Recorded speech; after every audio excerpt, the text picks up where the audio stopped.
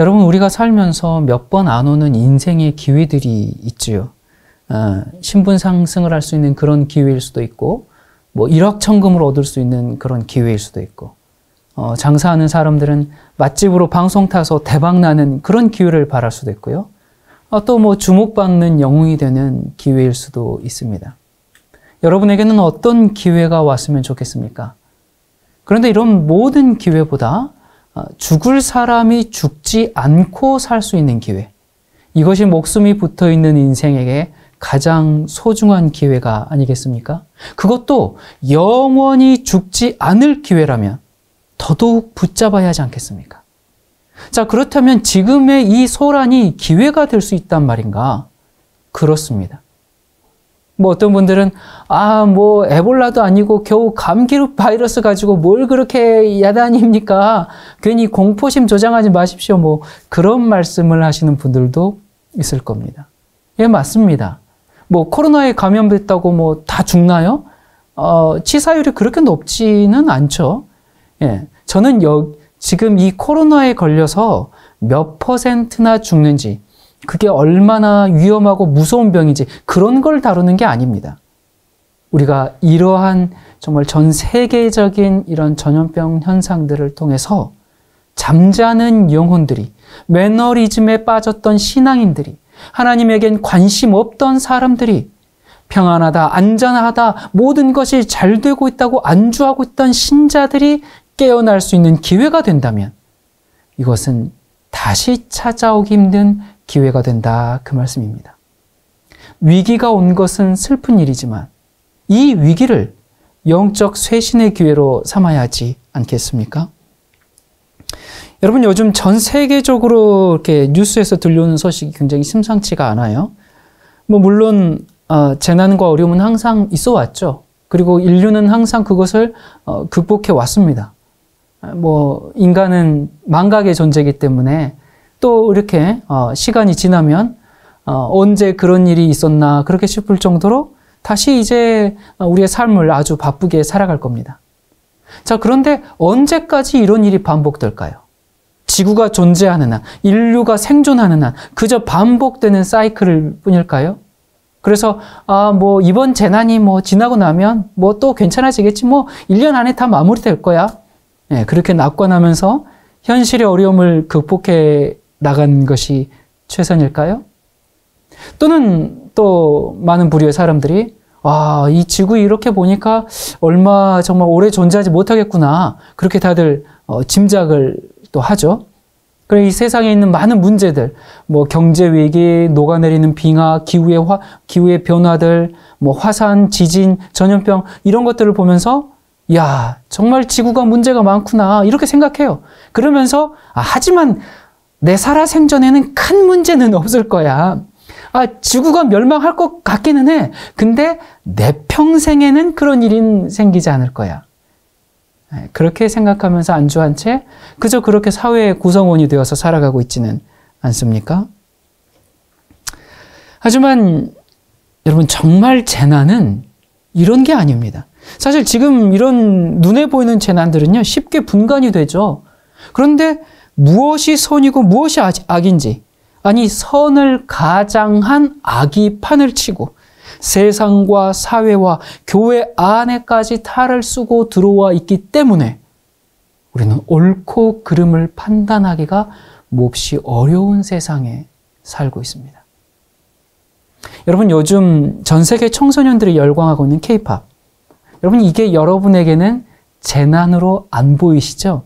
빌보드에서 뭐 앨범 낼 때마다 계속 1위 하고, 여러분, 그저 단순한 문화 코드로 보이죠? 예, 여러분, 그런데 저는 이게 전 세계적인 재난으로 보입니다. 그들이 정말 일루미나티 어젠다를 얼마나 충실히 이행하고 있는지 조금만 관심을 가지고 찾아보면 우린 금방 알 수 있어요. 루시퍼, 사탄을 숭배하는 그들의 적나라한 모든 행위 예술들을 통해서 세계인들, 특히 청소년들을 병들게 하고 그들의 영혼을 사탄에게 제물로 바치고 있지 않습니까? 또 교회에서 전도하기 위해서 K-팝 댄스를 가르쳐주는 곳도 있다고 하는데 정말 교회가 제정신인지 묻고 싶습니다. 또 정치권도 재난 상황이에요. 여러분이 건국 이후에 가장 심각한 정치적 양극화를 우리가 보고 있죠. 좌우 대립이 이렇게 뚜렷했던 적이 과연 전에 있었을까 그렇게 싶어요. 그런데 여러분 이렇게 정말 갈수록 심해지는 이 정치적 양극화를 우리는 헤겔의 정반합을 통해서 볼 줄 아는 그런 눈을 가져야 합니다. 역사는 항상 이런 양극화를 통해서 국민을 우롱하고 대중을 속이는 그런 방법으로 사용해 왔어요. 그리고 결국은 다 한통 속이고 다 짜고 치는 게임인데 거기에 농락당한 시민들만 증오심을 가지고 감정 소모와 분열하게 되는데 여러분 이렇게 되면 그들은 대중을 아주 쉽게 조정할 수 있게 됩니다. 그리스도인은 어느 한쪽의 양극화에 함몰되면 안 됩니다. 결국 한국이든 일본이든 어느 나라든 세계주의 엘리트들이 원하는 대로 그렇게 될 겁니다. 여러분 이 세상은 루시퍼를 숭배하는 그 엘리트들의 철저한 계획과 통제 아래 움직이고 있잖아요. 우리가 저항함으로 1년, 2년 그렇게 늦출 수는 있겠지만 그 시기가 안 오는 게 아닙니다. 따라서 우리가 무엇을 위해 싸워야 할지, 어떻게 싸워야 할지 거기에 분별하고 거기에 맞게 우리가 대응해 나가야 할 겁니다. 여기에 대한 부분은 성경 읽을 시간에 많이 얘기했기 때문에 오늘 더 언급하지는 않겠습니다. 도덕의 파괴도 거의 재난 수준입니다. 이 돈과 쾌락을 위해서라면 영혼을 팔아도 괜찮다는 그런 부패한 분위기. 이 하나님께 명백히 대적하는 이 동성애의 만연. 여러분 이 동성연애가 아니라 동성결혼이 합법화된 세상에 우리가 지금 살고 있어요. 거기에다가 젠더 이데올로기 뭡니까? 자기의 성별을 자기가 선택할 수 있다는 이 해괴망측한 법안들이 외국의 여러 나라들에서는 이미 통과됐지 않습니까? 남자인데 자기가 생각하기를 난 아무래도 여자인 것 같아. 그래가지고 관공서 가가지고 나 여자로 바꿔주세요. 그렇게 얘기하면 바꿔줘야 됩니다. 그 안 바꿔주면 그 공무원 잡혀갑니다. 지금 이런 시대에 우리가 살고 있어요. 그리고 더 심각한 재난은 뭔가? 교회 안에 들어온 두 괴물이 있죠. 자유주의와 물질주의. 여러분 교회가 성경의 권위를 무시하고 앞장서서 동성애를 옹호하고 이런 건 사실 금방 구분이 되어 딱 보면 다 드러나니까. 그런데 이런 정도의 문제가 아니라 구원의 문제에 있어서 아주 심각한 자유주의가 판을 치고 있습니다. 한 번 구원받았으니까 과거, 현재, 미래의 죄까지 다 용서받았으니까 이제는 죄를 지으면서 죄를 좀 지어도 징계는 좀 받을 수 있지. 천국에서 상급은 좀 적을지라도 절대로 구원을 잃어버리지 않는다는 그런 거짓복음. 또 회개하는 것은 예수 피를 믿지 못하는 행동이니까 구원받은 자들은 회개하면 안 된다는 바이러스에 감염된 이런 복음. 여러분 이런 가르침 때문에 사람들이 죄를 지으면 어떻게 생각합니까? 나 징계 좀 받지 뭐. 천국에서 좋은 집에서는 못 살아도 어디 구석이라도 그 천국이 어디야? 하면서 사는 감염된 신자들. 죄를 많이 지으면 상급을 조금 받고 조금 지으면 상급 많이 받고 여러분 그런 거 없습니다. 이 천국의 상급 개념은 불교의 극락 개념에서 온 것이거든요. 극락은 9등급으로 나눠집니다. 선한 일을 한 정도에 따라서 등급을 매겨줘요. 이 극락에 갈 때 생전에 자신이 해온 행동에 따라서 극락에서의 대우가 달라집니다. 여러분 이러한 이교의 개념이 기독교 안에 그대로 뿌리 내리고 있습니다. 여러분 우리 이런 사상을 모두 벗어내야 합니다. 그리고 또 어떻습니까? 교회가 사람들이 신자들이 지금 사건, 사고, 재난, 앞뒤 좌우로 문제가 많은 이런 세상에서 하나님께 보호받기 위해 오늘도 열심히 성경책 챙겨서 교회 가고 삼신할머니께 비나이다 하는 그런 심정으로 헌금함에 봉투를 넣고 있지 않습니까? 여러분 교회가 정말 심각한 재난 상황에 처해 있는데 아무도 그것을 재난으로 느끼지 못하고 있습니다.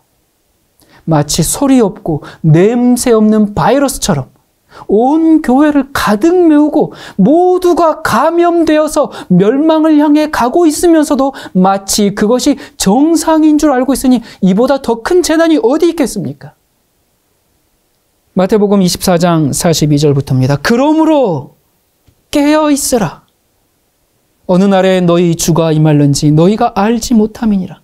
너희도 아는 바니 만일 집주인이 도둑이 어느 시각에 올 줄을 알았더라면 깨어있어 그 집을 뚫지 못하게 하였으리라. 이러므로 너희도 준비하고 있으라. 생각하지 않은 때에 인자가 오리라. 생각하지 않은 날, 알지 못하는 시간에 그 종의 주인이 이르러 엄히 때리고 외식하는 자가 받는 벌에 처하리니 거기서 슬피 울며 이를 갈리라. 생각지 않을 때에 갑자기 오시기 때문에 그러므로 깨어서 준비하라고 말씀하셨습니다. 준비되지 않는 자는 어떻게 돼요? 외식하는 자의 받는 벌에 처한다고 했습니다. 여러분, 외식이 뭡니까? 온다고 말만 하지 실제로는 믿지 않아요. 그리고 그렇게 살지 않아요. 그런 자들은 어떻게 한다? 외식하는 자가 받는 벌에 처한다. 교회를 다니는 많은 사람들이 나는 예수 제 이름을 믿습니다. 제 이름을 기다립니다. 그렇게 말은 하면서 예수께서 곧 오실 것이라고 말은 하는데 자기 마음대로 사는 것이 외식입니다. 데살로니가전서 5장 1절부터입니다. 형제들아, 때와 시기에 관하여는 너에게 쓸 것이 없음은 주의 날이 밤에 도둑같이 이룰 줄을 너희 자신이 자세히 알기 때문이라. 그들이 평안하다 안전하다 할 그때에 임신한 여자에게 해산의 고통이 이름과 같이 멸망이 갑자기 그들에게 이르리니 결단코 피하지 못하리라. 형제들아, 너희는 어둠에 있지 아니하며 그 날이 도둑같이 너희에게 임하지 못하리니 너희는 다 빛의 아들이요 낮의 아들이라. 우리가 밤이나 어둠에 속하지 아니하나니 그러므로 우리는 다른 이들과 같이 자지 말고 오직 깨어 정신을 차릴지라. 처음에는 도둑같이 온다 그랬죠? 도둑같이 온다고 하셨는데 여기서는 또 뭐라 그래요? 너희는 빛의 아들이기 때문에 도둑같이 이룰 수 없다 그래요. 그러면 도둑같이 오시는 거예요? 도둑같이 안 오시는 거예요? 여러분, 도둑같이 온다. 그게 뭘까요? 예수께서 도둑같이 오신다는 게 재림을 말하는 것일까요? 1차적으로는 뭐 그렇습니다. 주님의 재림이 생각지 못한 때 내가 아무 준비가 되지 않았는데 주님이 오신다는 겁니다. 그러나 좀 더 정확하게 말씀드리면 도둑같이 온다는 것은 예수님의 재림을 말하는 것이 아닙니다. 재림이 어떻게 도둑같이 임합니까? 재림은 도둑같이 임할 수가 없습니다. 주께서 천천만만의 천사들과 큰 나팔 소리와 함께 오시죠. 재림하시기 전에 또 수많은 그 재림의 징조들이 성취되면서 전 지구적인 위기 상황에 돌입하게 되는데 모를 수가 없죠. 그런데 무엇인가가 생각지 않은 때 마치 도둑같이 온다 그랬습니다. 그러므로 예비하고 깨어 있으라 그랬습니다. 그럼 뭐가 갑자기 임한다는 걸까? 마태복음 25장의 10처녀의 비유를 읽어보면 도둑같이 온다. 그게 뭔지 나옵니다. 자, 1절부터입니다. 그때의 천국은 마치 등을 들고 신랑을 맞으러 나간 10처녀와 같다 하리니 그 중에 5은 미련하고 5은 슬기 있는지라. 미련한 자들은 등을 가지되 기름을 가지지 아니하고 슬기 있는 자들은 그릇에 기름을 담아 등과 함께 가져갔다니 신랑이 더디 오므로 다 졸며 잘세 밤중에 소리가 나되 보라 신랑이로다 맞으러 나오라 하며 이에 그 처녀들이 다 일어나 등을 준비할세. 미련한 처녀는 지금 뭐가 없어요? 기름이 없어요. 그래서 미련한 처녀들이 기름을 나눠달라 이제 요청을 하죠. 근데 그 기름을 나눠줄 수가 없습니다. 이제 뒤에 나오는 그 이야기들을 보면. 자, 여러분, 이 기름은 무엇을 상징합니까? 기름은 성령을 상징합니다. 등잔은 뭐예요? 등잔은 성경을 상징합니다. 그러면 등잔에 있는 기름은 성경을 통해서 역사하시는 성령을 상징합니다. 여러분, 성령의 역사, 즉 말씀 속에서 이 성령의 역사가 우리의 말씀 속에서 불타오르면 우리 속에서 어떤 역사가 일어납니까? 우리의 성품의 변화가 일어납니다. 인격의 변화, 전인적인 변화가 일어납니다. 여러분, 그 변화, 그 성령의 역사는 다른 사람에게 빌려줄 수가 없습니다. 그것을 우리가 어떻게 남에게 빌려줍니까? 그것은 자기 개인의 경험이죠. 남편이 아내에게, 부모가 자식에게 줄 수가 없어요. 남에게 나눠줄 수 없는 지극히 개인적인 그런 체험입니다. 성경을 읽으면서 감동을 받은 경험, 성경을 통해서 죄를 깨닫고 회개하고 굴복한 경험, 성령께서 그 진리의 말씀 속에서 불타올라서 나를 적나라하게 정말 감추인 것 없이 그렇게 환하게 비추시고, 그 능력의 말씀을 깨닫고 진리를 깨닫고 삶의 변화와 개혁을 가져오고 이웃을 보살피고 그 빛으로 어두운 길을 인도받고 의의를 위하여 핍박을 당하고 냉대를 당하고, 그러면서도 주님만을 바라보며 세상을 포기하고 죄를 버리게 하신 그런 역사를 어떻게 남에게 나눠줄 수 있겠습니까? 이것은 지극히 개인적인 경험입니다. 자, 그런데 이게 준비가 안 된 미련한 자들이 어떻게 했습니까? 25장 10절부터입니다. 저희가 사러 간 동안에 신랑이 오므로 예비하였던 자들은 함께 혼인잔치에 들어가고 문은 닫힌지라. 그 후에 남은 처녀들이 와서 가로되 주여 주여 우리에게 열어주소서. 대답하여 가로되 진실로 너희에게 이르노니 내가 너희를 알지 못하노라 하였느니라. 내가 너희를 알지 못하노라. 이 기름 준비가 안 된 이 사람들의 이 비참한 운명의 선언을 우리가 보게 됩니다. 여러분, 기름 준비는 지금 해야 되죠. 그때 갑자기 준비가 안 됩니다. 성령의 은혜로 거듭나고 변화되는 체험은 지금부터 해야지, 어떻게 그것이 내가 나중에 원한다고 뚝딱 그게 만들어지겠습니까? 나중에는 문이 닫혀서 내가 너희를 알지 못한다, 그 선언을 들을 뿐이지요. 자, 도둑같이 온다는 게 뭔가? 인자가 도둑같이 갑자기 임한다는 것은 예수님의 재림 전에 각 사람들의 은혜의 시기가 끝난다는 겁니다. 은혜의 시기가 그 사람에게 끝이 났다라는 것은 더 이상 구원의 호소가 그 사람에게 소용이 없는, 그 사람의 운명이 결정지어졌다는 겁니다. 어떤 사람의 은혜의 시기의 끝은 예상치 못했던 사고로 그 사람이 이제 운명이 끝날 수가 있겠죠. 또는 병으로 그렇게 생을 마감할 때일 수도 있습니다. 죽을 때. 그런데 죽지 않았는데도 은혜의 시기가 끝나는 사람들이 있습니다. 성경에 보면 양심이 화인 맞았다, 이런 표현들이 나오죠. 양심이 화인 맞았다는 것은 그 사람의 은혜의 시기가 끝난 것을 말합니다. 양심이 화인 맞았다는 것은 어떠한 성령의 호소도 더 이상 여러분의 마음을 감동시키지 못할 때, 더 이상 회개가 나오지 않을 때, 살아있으나 더 이상 구원의 가능성이 없는 그런 사람입니다. 여러분, 얼마나 두려운 얘기입니까? 그래서 이것은 아주 심각한 얘기입니다. 근데 이 은혜의 시간이 언제 끝나는지는 아무도 모릅니다. 그래서 도둑같이 임한다고 표현하셨고, 그러므로 늘 깨어서 기름을 준비하라고 경고하신 것이죠. 여러분, 예수님의 재림 사건은 도둑같이 올 수가 없습니다. 이 다니엘서 7장이나 계시록 13장 이렇게 성경의 예언들을 보면 예수께서 재림하시기 바로 직전에 교황청과 전 세계 지도자들이 하나가 되어서 신세계 질서를 수립하게 되고, 교황의 충실한 하수인으로서 미국이 세계를 향해서 용처럼 말하고, 그리고 교황을 위해서 내셔널 선데이로 짐승의 표를 강요하고 그 표를 받지 않는 자들은 매매를 못하게 하고, 그러니까 경제적 고립 상태에 처할 뿐만 아니라 짐승의 표를 받지 않으면 누구든지 다 죽인다고 기록되어 있어요. 그리고 계시록 16장에 넘어가 보면 그 짐승의 표 환란이 지난 다음에 전 세계에 7재앙이 내리죠.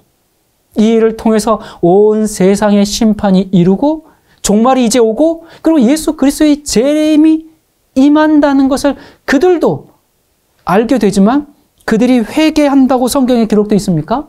전혀요. 오히려 그들이 어떻게 한다고요? 하나님을 저주하면서 사탄의 세력 아래로 더욱 뭉쳐서 참된 하나님의 백성을 모조리 찾아내서 죽이려고 합니다. 여러분 이번에 신천지 전수조사하는 거 봤죠? 뭐 사실 이건 약과예요. 뭐 그런 식으로 어디에 숨어 있든지 정말 강제 법령으로 다 찾아내서 없애라. 그런 법이 통과됩니다. 참된 그리스도인들은 너무나 악랄한 존재 취급을 받고 그들 때문에 세상에 재앙이 이르렀다고 믿기 때문에 모두 색출해서 죽이려고 하는데 심각한 것은 정통교회라고 간판을 걸고 있는 주류 기독교회가 이 일에 앞장서게 된다고 성경은 예언하고 있습니다. 여러분 요즘 벌어지는 일들을 보면 우리가 정말 짐작할 수 있지 않습니까? 전염병이 뭐 누구를 통해서 전파가 되었든지 간에 그 전염병의 그 근원이 된다는 그 집단, 단체를 정말 지금은 그런 법이 없지만 정말 그런 날이 오면 여러분 오늘날 여러분이 어떤 이름 있는 교회를 다니고 있든지 간에 그 교회가 하나님의 백성을 핍박할 세력으로 돌변하는 것은 시간 문제입니다. 이것이 예수님의 재림 직전에 있는 일인데 여러분 어떻게 재림이 아무도 몰래 갑자기 도둑같이 올 수 있겠습니까? 이 엄청난 일들이 재림 직전에 있는데 자 그래서 마태복음 25장에 밤중에 소리가 나는데 그게 뭐였어요? 6절에 밤중에 소리가 나되 보라 신랑이로다 맞으러 나오라. 신랑이 온다. 예수님의 재림이죠. 근데 신랑이 왔다가 아니라 신랑이 오니까 뭐하라? 깨어나라. 지금 그 외침이에요. 예수님이 오신다. 맞으러 나오라. 그래서 졸던 처녀들이 다 깼습니다. 다 깨가지고 이제 마지막 단장을 하려고 하는데 그런데 뭐가 없어요?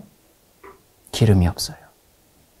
변화시키는 성령의 능력을 맛보지 못했습니다. 그래서 당황하면서 어떻게든 기름을 사러 간 사이에 문이 닫혔습니다. 여러분 이 말씀은 마지막 시대를 살고 있는 정말 이 시대를 향한 분명한 표상입니다. 신랑이 온다. 그게 구체적으로 뭐냐면 전 세계적인 강제 준수법입니다. 사람들을 깨우겠죠. 그런 법이 세워지면 누가 계속 졸고 있겠습니까? 다 깨죠. 다 일어나죠. 근데 그 법은 예수님 재림 직전에 있는 마지막 징조거든요. 교황이 다스리는 그 질서에 순종하지 않으면 범법자가 되는 것입니다. 지금은 그런 법이 상상이 안 가지만 그런 법이 실제로 생긴다면 사람들이 다 깨어나지 않겠습니까?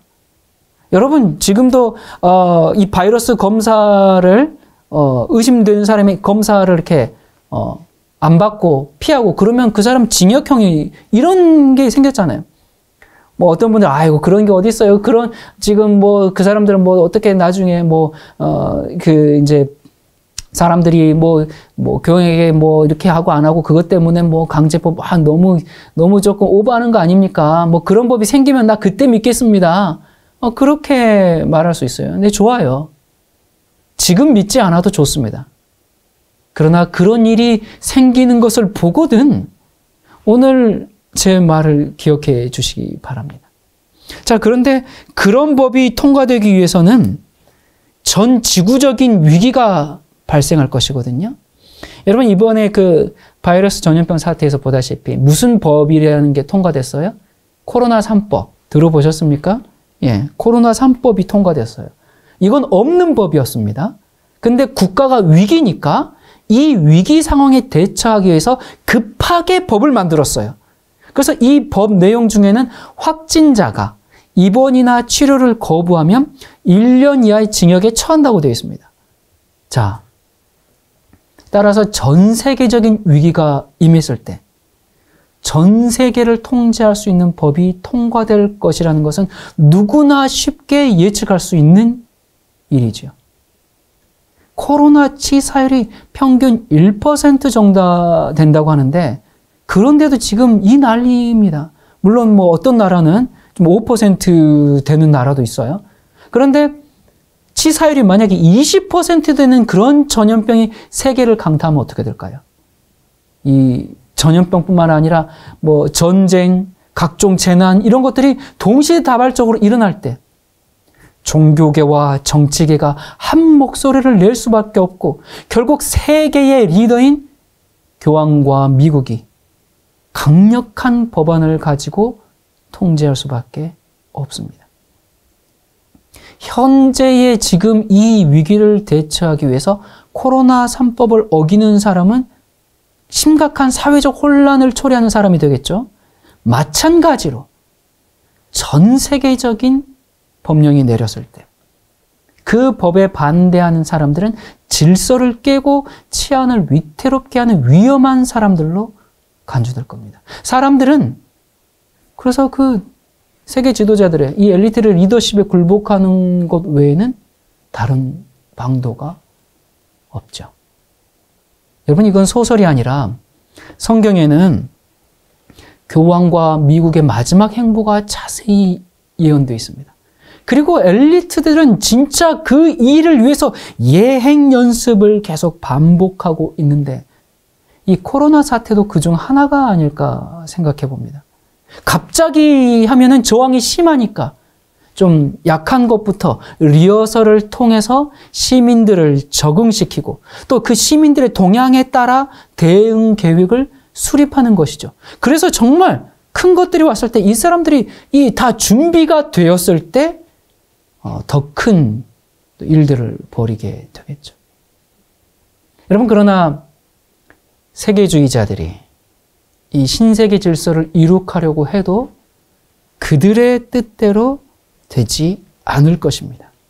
하나님은 그들의 마지막 모습을 계시록 17장과 18장에 아주 자세히 말씀해 놓으셨어요. 여러분, 하나님께서 이 세상을 창조하신 후에 그래 그냥 지구 알아서 굴러가라 그리고 내버려 두셨나요? 아니죠. 창조 시부터 지금까지 여전히 이 지구 역사를 친히 인도하시고 섭리하시고 계획하지 않습니까? 따라서 이 지구 역사의 마지막에 무슨 위기가 있는지 하나님께서 말씀하지 않으셨겠습니까? 그냥 모른 채 당하도록 내버려 두시는 하나님이 아니십니다. 세상은 그저 그냥 뭐 흐르는 물처럼 세월 따라 마냥 흐르는 것이 아니라 사탄을 추종하는 세력과 하나님을 경배하는 세력의 이 분명한 대립으로 마지막 영적 전쟁이 치러질 겁니다. 그 전쟁을 대비하라고 우리에게 성경의 예언을 주신 겁니다. 여러분, 실제로 이 세계를 지배하는 엘리트들이 뭐 인신제사를 드리는 루시퍼 숭배자라는 얘기는 하루 이틀 나온 얘기가 아니죠. 뭐 음모론이라고 할 테니까 여기서 더 얘기하기는 않겠습니다만 성경적 관점에서 이 세상을 한번 보십시오. 그러면 하나님을 반대하는 세력들이 사탄의 충실한 하수인이라는 사실은 우리가 너무나 금방 알 수 있지 않습니까? 전 세계적인 법이 시행되는 것이 바로 뭐라고요? 이것이 바로 신랑이 온다라는 밤중에 외쳐지는 소리입니다. 이 외침이 있다고 바로 신랑이 오지 않았죠.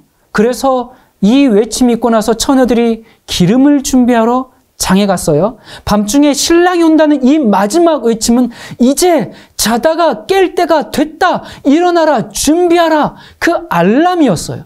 자, 지혜로운 처녀들도 졸다가 다 깼어요.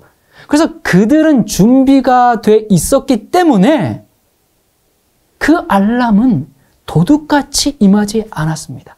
그들이 준비해 온 대로 신랑을 맞았습니다. 깨워서 준비는 그때 기름을 준비한 게 아니라. 그래서 이것은 너희는 무슨 자녀? 빛의 자녀이기 때문에 도둑같이 임하지 않는다는 그런 의미죠. 그런데 미련한 자들은 졸다가 그 외침을 듣고 깼어요. 깼는데 뭐가 없어요? 기름이 없습니다. 여러분, 이건 정말 슬픈 얘기입니다. 기름이 없는 채 발견되는 것은 참 두려운 일입니다. 성령이 없다는 것, 성품의 준비가 안 됐다는 것, 여전히 악하고 세상적이고 세속적이고 유욕적이고 이기적이고 교만하고 질투가 가득하고 무정하고 돈을 사랑하고 신경질적인 모습이라면 얼마나 두려운 사실입니까? 지금까지 예수를 믿으면서 자기를 속여왔고 남도 속여왔습니다. 기름 없는 모습입니다. 여러분, 항상 그런 건 아니지만 신앙과 인격은 비례합니다. 인격이 좋은 사람이 신앙이 없을 수는 있어요. 그런데 신앙이 좋다고 하는 사람이 인격이 개판인 것은 있을 수가 없습니다. 제가 최근에 어느 자매님에게 들었는데 한 300~400명 정도 그 회사 식당을 운영하는 이제 그 여사장님이 있고 이제 거기에 이제 이분이 이렇게 그 주방에 출근하시는데 이 사장님은 그 출근하면서부터 하루 종일 이제 이 직원들에게 욕설과 신경질을 부리는데 종일 그렇게 하는데 점심 때는 꼬박꼬박 기도하면서 식사를 하더랍니다. 맙소사, 여러분, 차라리 기도를 하지 말지요. 그걸 신앙이라고 하는 오늘날 수많은 기독교인들, 기름 없는 모습입니다. 오늘도 하나님은 그런 사람들 때문에 모욕과 조롱을 당하고 계십니다. 자, 신랑이 온다. 그 외침에 모든 종교계가, 모든 시민들이 졸다가 다 깨긴 깼는데, 여러분 생각해보세요. 그런 시대적 상황에서 어떻게 졸 수 있겠어요? 다 깨죠. 그런데 문제는 어떤 사람은 기름이 있고 어떤 사람은 기름이 없습니다. 그때 기름을 사러 갈 겁니다. 어디로 가요? 교회로. 교회 가면 기름을 팝니까? 팝니다. 그런데 무슨 기름이야? 가짜 기름. 이게 무슨 얘기인가? 이게 무슨 심각한 얘기인가? 참된 성령의 역사를 맛보지 못한 사람들이 어디로 가요? 오늘날 교회 안에서 무작위로 살포되는 그 값싼 가짜 복음, 당신이 아무리 죄를 짓더라도 염려 말아라. 우린 다 죄인이기 때문에 이 정도면 잘하고 있다. 가짜 기름입니다. 또 성령의 이름으로 쏟아지는 각종 은사, 방언, 치유, 그런 거짓 성령 집회에 가서 가짜 기름들을 사올 겁니다. 그것이 진짜 성령의 기름인 줄 알고 그것들을 사러 다닙니다. 제가 방언을 안 한 지 한 25년 이상 지났는데 며칠 전에 누가 이제 이렇게 보내줘가지고 방언 영상을 좀 보게 됐는데 그거 영상 보다가 순간 저도 모르게 혀가 돌아가려고 그러더라고요. 그래서 제가 놀라서 얼른 그냥 꺼버렸습니다. 25년이 지났는데도, 방언 안 한 지 25년이 지났는데도 순간적으로 그냥 혀가 움직여져 버리려고 그래요. 여러분이 방언을 할 때 뇌에서 도파민이 나오기 때문에 그거 자꾸 하면 중독이 됩니다. 이 도파민은 인간을 흥분시키고 쾌락을 느끼게 하고 행복감을 주기 때문에 여기에 중독되면 끊기가 어렵습니다. 여러분 히로뽕 아시죠? 히로뽕이 다른 게 아니라 이 도파민을 다량 투여하는 거예요. 몇백 배 막 이렇게 이제 그걸 압축해서 그걸 투여하는 겁니다. 방언을 하면 그런 현상이 생깁니다. 그래서 방언을 안 하면, 하던 사람이 안 하면 너무 허전해요. 기도한 것 같지도 않고요. 영적으로 힘이 없어지는 것 같고, 그래서 갈망하게 됩니다. 방언 끊기가 참 어려울 겁니다. 금단 현상처럼 자꾸 생각나고, 왜 그런가? 중독이 됐기 때문에 그렇습니다. 그거 끊어내는 거 힘든 것 압니다. 그러나 그거 끊어내지 않으면 진짜 성령의 음성을 들을 수가 없게 됩니다. 주여 삼창하고 통성으로 기도하는 것도 그런 효과를 냅니다. 그리고 이제 또 방언 기도에 들어갈 때는 대부분 통성으로 이렇게 막 기도하다가 그렇게 부르짖다가 획 가지 않습니까? 여러분, 예수님은 말씀하셨습니다. 마태복음 24장 24절에 거짓 그리스도들과 거짓 선지자들이 일어나 큰 표적과 기사를 보이어 할 수만 있으면 택하신 자들도 미혹하게 하리라. 그런 경험에 도취되었을 때 귀신도 쫓고 각종 방언도 하고 치유 역사도 막 보고 그것이 성령의 역사인 줄 착각합니다. 사탄이 교회 안에서 기적을 행하면서 택한 자들까지 미혹하고 있습니다. 오늘날 교회에서 가짜 기름을 팔고 있습니다. 신자들을 속이고 있습니다. 그 기름은 중독성까지 있어서 그 기름에 취하면 영적 만족을 느낍니다. 마치 굉장한 신앙적 경지에 오른 것처럼 착각하고 고리타분한 성경 말씀보다는 정말 어떤 짜릿한 영적인 경험, 새로운 영적인 경험, 그것이 참 신앙인 줄 알고 몰려다니고 있지 않습니까?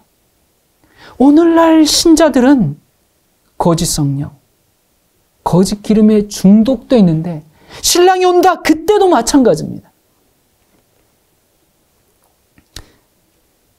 이 신랑이 온다는 외침을 듣고 이제 깜짝 놀라서 기름을 사러 뛰어다녀 보지만 무슨 일이 벌어지는가? 마태복음 25장 10절부터입니다. 저희가 사러 간 동안에 신랑이 오므로 예비하였던 자들은 함께 혼인잔치에 들어가고 문은 닫힌지라 그 후에 남은 처녀들이 와서 가로되 주여 주여 우리에게 열어주소서. 대답하여 가로되 진실로 너희에게 이르노니 내가 너희를 알지 못하노라. 여러분, 이 처녀들 기름 있었어요. 그리고 예수님을 지금 신랑을 기다렸어요. 기다린 자들이었습니다. 기다렸던 자들이었는데 불구하고 주님이 뭐라고 하세요? 내가 너희를 알지 못하노라. 여러분, 오늘날 교회에서 행해지는 그 무슨 치유 집회 그거 너무 좋아하지 마시기 바랍니다. 이 데살로니가 후서 2장에 보면 악한 자의 임함은 사단의 역사를 따라 모든 능력과 표적과 거짓 기적과 불의의 모든 속임으로 멸망하는 자들에게 임하리니 이는 저희가 진리의 사랑을 받지 아니하여 구원함을 얻지 못함이니라. 진리의 사랑을 받아야 합니다. 진리를 믿고 따라야 합니다. 이것도 옳고 저것도 옳고 이래도 되고 저래도 되고 그게 아니라 진리는 단순하고 진리는 하나밖에 없어요. 진리가 이것도 진리 저것도 진리 저것도 진리. 그러면 교회를 왜 다녀요? 하나님을 왜 믿어요? 하나님의 이름을 부르면서 귀신의 역사를 행합니다. 세상 전체의 은혜의 시기가 끝나기 전에 기독교의 은혜의 시간이 먼저 끝납니다. 왜 그래요? 왜 교회 먼저 은혜의 시간이 끝나요? 빛을 먼저 받은 자가 먼저 심판을 받습니다. 베드로전서 4장 17절에 하나님 집에서 심판을 시작할 때가 되었나니 만일 우리에게 먼저 하면 우리에게 먼저 심판이 있으면 하나님의 복음을 순종치 아니하는 그들의 마지막 심판은 어떻겠느냐? 세상보다 하나님을 믿는 우리에게 먼저 심판이 시작된다고 말씀하고 있습니다. 또 에스겔서 9장에 보면 천사들이 사륙하는 기계를 들고 어디에서부터? 하나님의 성소에서부터 시작을 합니다. 그리고 그 안에 성소 안에는 늙은 자들부터 심판을 해요. 자, 이 늙은 자들은 누굽니까? 제사장들이죠. 오늘날로 말하면 성소는 하나님의 성소는 교회고 늙은 자들은 누구겠어요? 그러면 목사들, 교역자들을 말합니다. 세상보다 안 믿는 사람들보다 믿는 자들의 은혜의 시간이 먼저 마칩니다. 오늘날 교회는 하나님의 말씀을 바로 세워야 합니다. 정말 깨어 정신 차려야 합니다. 여러분, 세상 경제가 망하면서 우리에게 은혜의 시기의 끝을 준비하라고 지금 외치고 있습니다. 전염병이 창궐하면서 인류의 역사에 이 은혜의 시기가 끝나고 있다고 경고하고 있습니다. 여러분은 은혜의 시기가 끝나가고 있다는 것을 느끼십니까? 지금 사탄은 온 세상을 정말 이적을 통해서 아마겟돈 전쟁으로 모으고 있습니다. 엄청난 일들이 일어나고 있습니다. 믿는다는 사람들이 믿는다고 하면서 다 잠자고 있을 때, 가짜 기름 속에 파묻혀 허우적대고 있을 때 사탄은 세상을 준비시키고 있습니다. 그러므로 깨어 있으라. 어느 날에 너희 주가 임할는지 너희가 알지 못함이라. 이러므로 너희도 준비하고 있으라. 생각하지 않은 때에 인자가 오리라. 이 계시록에도 동일한 말씀이 있거든요. 근데 계시록에도 깨어 있으라고 말씀하시는데 어떻게 깨어 있으라고 덧붙입니다. 계시록 16장 15절. 보라, 내가 도둑같이 오리니 누구든지 깨어 자기 옷을 지켜 벌거벗고 다니지 아니하며 자기의 부끄러움을 보이지 아니하는 자가 복이 있도다. 벗은 채로 있지 말고 옷을 입고 있어라. 무슨 옷? 계시록 19장 8절에 그에게 허락하사 빛나고 깨끗한 세마포를 입게 하셨은즉 이 세마포는 성도들의 옳은 행실이로다. 의의 옷입니다. 성도들의 옳은 행실입니다. 개인의 성품입니다. 은혜의 시간이 끝나기 전에 성품을 준비해야 합니다. 예수 그리스도의 의의 옷을 갖기 위해서, 그 의의 성품을 갖기 위해서 우리가 먼저 해야 될 게 뭔가? 우리의 더러운 옷을 벗어야 합니다. 사람들이 자기의 옷을 벗지 않아요. 자기의 우상, 자기의 그 의, 자기 그 죄의 습관, 그것을 벗지 않고 꽉 붙잡고 있어요. 그러니까 옷을 입혀줄 수가, 의의 옷을 입혀줄 수가 없습니다. 그걸 고집하고 부둥켜 안고 있으니까 예수님의 그 의의 옷이 입혀질 수가 없습니다. 누더기 그 옷 위에 의의 옷을 덧입는 것이 아니라 우리의 그 누더기를 벗어야 입혀줍니다. 우리가 지금 죄를 버리지 않으면 이미 문이 닫힌지라. 날 모르십니까, 주님? 그때 마태복음 7장에 이렇게 말씀하시죠. 그날에 많은 사람이 나더러 이르되 주여 주여 우리가 주의 이름으로 선지자 노릇하며 주의 이름으로 귀신을 쫓아내며 주의 이름으로 많은 권능을 행치 아니하였나이까 하리니 그때 내가 저희에게 밝히 말하되 내가 너희를 도무지 알지 못하니 불법을 행하는 자들아 내게서 떠나가라 하리라. 미안하지만 도무지 너를 알지 못한다. 진심으로 거듭난 경험이 없고 한 번도 주님 앞에 온전히 굴복해 본 적이 없는 겁니다. 21절에 마태복음 7장 21절에 나더러 주여 주여 하는 자마다 천국에 다 들어갈 것이 아니요 다만 하늘에 계신 내 아버지의 뜻대로 행하는 자라야 들어가리라. 이 뜻대로 행하는 것이 옷을 입는 겁니다. 여러분, 이 장면 참 얼마나 슬픈 얘기입니까? 이 얘기가 바로 인자가 도둑같이 오니 깨어 준비하라는 겁니다. 어떻게 준비하라고? 주여 주여 주여 주여만 붙들고 있지 말고, 죄 짓고 주여 죄 짓고 주여 주여 그러고 있지 말고, 나는 구원받았으니 괜찮아 그렇게 착각하고 그렇게 퍼질러 앉아있지 말고, 주의 이름을 설교하고 각종 기적을 행한다 할지라도 그래서 천국에 가는 것이 아니라 아버지의 뜻대로 뭐하는 자? 행하는 자. 그것이 의의 옷을 입는 경험입니다. 그게 벌거벗고 있지 않는 것입니다. 옷을 사야 합니다. 무엇으로 사는가? 우리의 죄를 드리고 주님의 의의 옷을 받아야 합니다.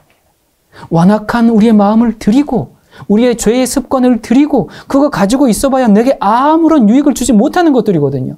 거기에 미련을 두지 말고 주님께 내어놓고 예수 그리스도의 은혜의 옷을 사야 합니다. 반드시 대가를 지불해야 합니다.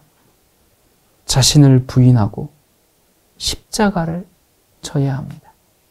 그 은혜의 옷을 사야 합니다. 여러분, 우리가 아무것도 안 하고 그냥 그저 믿기만 했다고 해서 다 구원받는 것이 아닙니다. 주여 문을 열어주소서 주여 주여 이 한 사람들 예수 안 믿어서 멸망당했습니까? 아니요. 다 믿었던 사람입니다. 사람들이 그러죠. 아, 목사님, 저는 믿기만 하지는 않았어요. 주의 이름을 위해서 건축, 헌금 정말 헌금 빚내서 했고요. 봉사도 많이 했습니다. 여러분 죄송한데 그게 하나님의 뜻대로 행한 것이 아닙니다. 내 아버지의 뜻대로 행하는 자라 들어가리라 했는데 그런 게 아닙니다. 오늘날 교회가 그런 외적인 것으로 사람들을 현혹시키고 구원이라는 부도수표를 지금 남발하고 있는데 여러분 한 국가의 시민은 그 나라의 헌법을 지켜야 되죠. 마찬가지로 그리스도인은 하나님의 법을 지켜야 합니다. 죄를 버리고 하나님의 말씀대로 하나님의 법대로 그렇게 살아야 합니다. 여러분 사회적으로 또 전 지구적으로 위기가 왔을 때 또 많은 교회에서도 아 정말 예수님의 재림이 가까웠습니다. 전염병을 적어 보십시오. 멸망의 징조입니다. 그런 설교를 합니다. 그러면서 또 뭐라고 해요? 아 이러한 때에 재물을 쌓아두면 뭐랍니까? 하나님께 바치십시오. 그래서 무슨 헌금 각종 헌금 명분으로 돈을 요구합니다. 그래서 거기에 내지 않으면 이 사건 사고 많은 세상에서 하나님의 보호를 받지 못할 것 같으니까 비나이다 하는 그 심정으로 또 갖다 바칩니다. 세상이 흉흉할수록 언제나 이런 사기꾼이 나타나기 마련이죠. 물론 돈을 사랑하지 말고 마지막 시대 주님의 복음 사역을 위해서 나의 재물을 헌신해야죠. 그것이 잘못된 것이 아닙니다. 그런데 그렇게 정말 얘기하면서 수십억, 수백억 그렇게 뒤로 재물을 쌓아놓는 종교 지도자들은 그 돈들과 함께 불탈 겁니다. 또 어떤 교회는 평화와 안전을 말하죠. 여러분 예루살렘이 멸망하기 직전까지 유대 종교 지도자들은 뭐라고 했습니까? 아 괜찮습니다. 여기는 하나님의 도성입니다. 여기는 예루살렘입니다. 하나님은 우리를 보호하십니다. 그러면서 끝까지 백성들을 속여왔습니다. 똑같은 일이 우리 시대에도 반복될 겁니다. 아, 수십억짜리 교회는 너무 작습니다. 하나님의 영광을 위해서 수백억짜리 교회를 지어야 합니다. 그리고 교회를 짓고 이 교회의 웅장한 모습을 보십시오. 이것은 하나님의 영광이 우리 교회와 함께 있다는 증거입니다. 그러나 성경은 뭐라고 말합니까? 데살로니가전서 5장 3절에 저희가 평안하다 안전하다 할 그때에 잉태된 여자에게 해산 고통이 이름과 같이 멸망이 호련히 저희에게 이르리니 결단코 피하지 못하리라.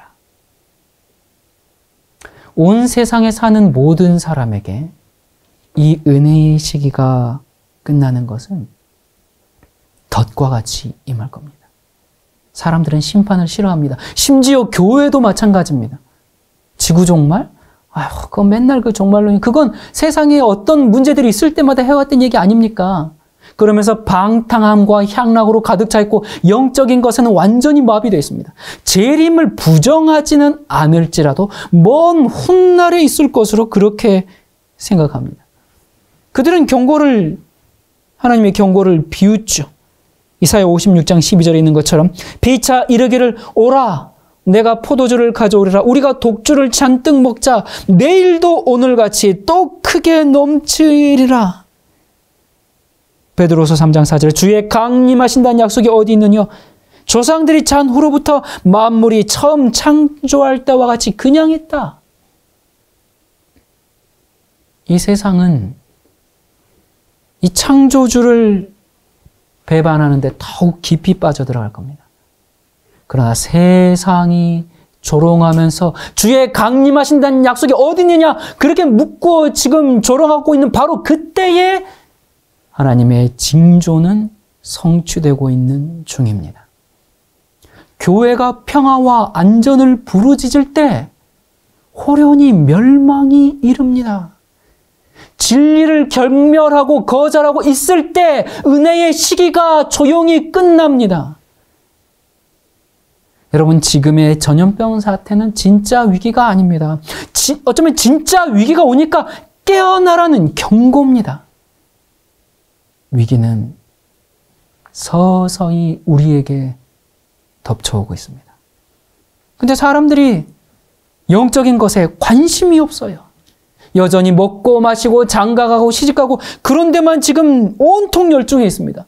상인들은 어떻게 하면 이윤을 더 많이 남길까 그것만 생각하고, 정치가들은 서로 가장 높은 자리를 차지하기 위해서 그것 때문에 맨날 싸우고, 신자들은 거짓 구원의 확신 속에서 안도감을 누리고 있는 그런 사람들, 또 성적 쾌락에 중독된 사람들, 게임에 중독된 사람들, 각종 미디어에 중독된 사람들. 여러분, 마치 온 세상이 연기가 가득한 그 신전 속에 있는 그런 사람들 같이 아주 이상한 흥분에 사로잡혀 있습니다. 여러분, 이번에 그 신천지 신자의 60%가 20, 30대라고 합니다. 여러분, 세뇌가 얼마나 무서우면 스스로 지성인이라고 자부하는 이 젊은이들이 그런 사입에 빠져들까요? 그런데 신천지뿐입니까? 혹시 오늘날 교회는 신자들에게 그런 세뇌를 안 시키고 있습니까? 여러분, 지금은 모든 사람의 운명이 결정되려고 합니다. 사탄은 자기의 때가 얼마 남지 않았음을 너무나 잘 압니다. 예수님의 재림이 임박했음을 너무나 잘 압니다. 그래서 사탄은 그 개인의 그 사람의 은혜의 때가 끝나는 날까지 사람들을 속이고 현혹시키려고 그의 온 힘을 기울여서 일하고 있는데, 너무너무나 안타깝고 너무나 슬프고 참으로 얘기가 곤란하지만 그 중 하나가 교회를 통해서도 활동하고 있다는 것입니다. 여러분, 사탄은 재림 전에 은혜의 시간이 끝날 것을 압니다. 그래서 지금 사람들을 기만하고 있습니다. 그런데 많은 사람들이 어떻게 생각해요? 신랑이 온다! 나 그 외침이 일어나면, 그 소리가 들리면 일어나겠다고. 그 밤중 소리가 들리면 그때 깨어 일어나면 되지 않느냐고. 세상 종말의 절대적인 증거가 보이면, 그 강제 법령이 내리면 그때 전적으로 내가 하나님의 말씀대로 살겠다고. 짐승의 표가 내리고 진짜 세상이 야단 법석일 때 그때 준비하겠다고. 꿈 같은 소리입니다. 사탄은 그런 결정적인 증거가 올 때까지 계속 사람들을 기만하고 속이고 혼미케 하고 있습니다. 그때가 되면 너무 늦습니다. 아직은 은혜의 시기입니다. 여러분, 혹시 벌써 오래전부터 영적인 감각을 잃어버린 채 무뎌졌습니까? 성령의 호소를 느끼면서도 자꾸 지금 외면하고 계십니까? 여러분, 더 이상 지체하지 마십시오. 그러다가 자칫 양심이 화인을 맞을 수가 있습니다. 신랑이 온다! 이 밤중에 이 마지막 이 소리가 들릴 때 그때 기름 준비가 안 됩니다. 이 소리는 준비된 자들에게는, 기름을 준비한 사람들에게는 음악과도 같은 소리예요. 그러나 준비되지 않은 사람들에게는 이미 늦었습니다. 그때 갑자기 준비가 안 됩니다. 그날 그 아침, 그 외침이 있기 전까지 지금 기름을 준비하라고 성령께서 그 사람에게 평생 동안 호소하시고 감동해 오시고 했는데, 오랫동안 그렇게 성령을 거절해온 사람이 그때 갑자기 뚝딱 성령을 받겠습니까? 신랑을 맞이할 기름은 지금 준비해야 합니다. 이 은혜의 시기의 끝은 도둑같이 옵니다. 자기도 모르는 사이에 은혜의 시간이 마칩니다. 세상의 부귀 영화를 바라보고 침을 흘리면서 아직도 시간이 많이 남아있으니까 나중에 깨어나지 할 그때 갑자기 내 운명이 끝나는 것입니다. 그래서 성경은 갑자기 밤중에 도둑같이 임하니까 깨어서 준비하라고 했습니다. 그래서 오늘이, 아니 지금 이 순간, 이 시간이 그렇게 중요한 것입니다. 오늘 내가 지은 죄를 고백하지 않고는 잠자리에 들지 마시기 바랍니다. 매일 그날 밤 용서의 평안을 안고 잠자리에 들어가시기 바랍니다. 여러분, 한번 어느 사형수가 형 집행을 하루 앞두고 대통령 특별 사면으로 출소했다면 이 사람은 이제 자기에게 주어진 은혜의 시간을 어떻게 보내야 될까요? 어떻게 보내겠어요? 마찬가지로 영원한 멸망을 받을 수밖에 없는 우리였는데 그리스도의 십자가의 은혜로 구원을 받고 다시 살도록 이 은혜의 시가 주어진 우리는 어떻게 살아야 할까요? 여러분, 이것은 그저 기쁘고 감사하고 아멘 할렐루야 그것도 맞지만 그것만 할 게 아니라 정말 실로 엄숙한 사건입니다. 은혜의 시기에 우리는 거기에 합당한 삶을 살아야 합니다. 만약에 그 사형수가 내게는 대통령백이 있어. 난 어떤 죄를 저질러도 다 용서받아. 그러면서 나와가지고 악한 죄를 저지른다면 그는 감옥에 다시 갈 수밖에 없습니다. 그리고 그를 사면해줬던 대통령은 엄청난 비난을 받게 되겠죠? 여러분, 우리는 어떻게 살고 있습니까? 예수로 말미암아 난 구원받았다. 나 죽을 인생이었는데 난 살아났다. 그렇게 하면서 오히려 예수님의 이름을 욕되게 하고 있지 않습니까? 내 인격과 내 성품이 예수님에게 정말 사람들이 침을 뱉게 하고 있고 그래서 세상 사람들이 저 예수 믿는다는 것들 그렇게 하면서 우리 주님을 욕바지로 만들고 있지 않습니까? 여러분, 어제 우리의 영원한 운명이 결정되었을 수도 있는데 오늘 은혜의 시간이 우리에게 주어졌습니다.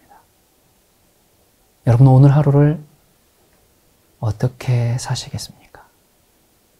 우리 종말적인 긴장을 가지고 살아야 합니다. 매일 하루하루가 내게 주어진 마지막 시간인 것처럼 여기면서 산다면 정말 죄는 우리와 상관없는 것이 되고 오직 주님의 거룩함만이 우리를 가득 채울 것입니다. 이 은혜의 시기에 변화시키는 그 성령의 기름이 우리 삶에 흘러넘치기를 간절히 소망합니다. 기도하시겠습니다. 세상 역사를 주관하시는 하나님 아버지, 온 세상이 요동하는 재난의 시기지만 우리를 거두지 않으시고 은혜의 시기를 허락해 주셔서 감사합니다. 그러므로 기름 준비를 미루지 말고 주님의 말씀대로 살기를 미루지 말고 오늘 주의 뜻을 선택하는 주님의 백성이 되게 해 주시옵소서. 이 은혜의 시기에 세상에 은혜를 끼칠 수 있는 그런 성품을 준비해서 예수의 증인으로 서기를 원합니다. 우리가 무엇을 하든지 장사를 하든지 농사를 짓든지 무엇을 하든지 우리의 사명이 잠든 사람을 깨우는 일을 하게 해 주옵소서. 우리의 은혜의 시기가 끝나는 그날 주님께서 입혀주신 그 아름다운 성품의 옷을 입고 있는 사람으로 발견되기를 간절히 소망하면서 다시 오실 예수 그리스도 이름으로 기도드립니다. 아멘.